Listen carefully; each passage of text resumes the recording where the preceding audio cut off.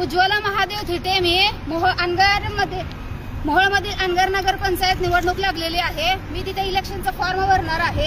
त्यासाठी आमचे माजी आमदार राजनजी पाटील, विक्रांत पाटील, अजिंक्य राणा पाटील हे गेले 8 दिवस झाले मी तिथे यायचंय म्हणून तर सगळीकडे त्यांनी ट्रॅप लावलेला आणि निवडणुकीचा अधिकार माझ्यापासून हिसकावून घ्यायला लागलाय। आज मायबाप माझ्या मोहोळच्या जनतेला, सोलापूरच्या जनतेला आणि महाराष्ट्रातील जनतेला मला सांगायचंय, लोकशाही पद्धतीने मी निवडणूक लढवू शकत नाही का?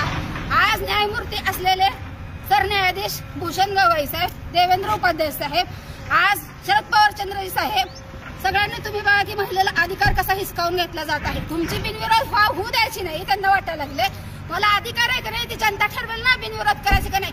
अर्ज सुद्धा भरू दिलेत। यावलीच्या कॉर्नरला हजारो माणसं उभा केलेले आहेत, हिवऱ्याच्या कॉर्नरला, देवळीच्या कॉर्नरला, आणि पोलीस प्रशासन काय करताय? 8 दिवस झाले ह्यांना प्रोटेक्शन मागते मी।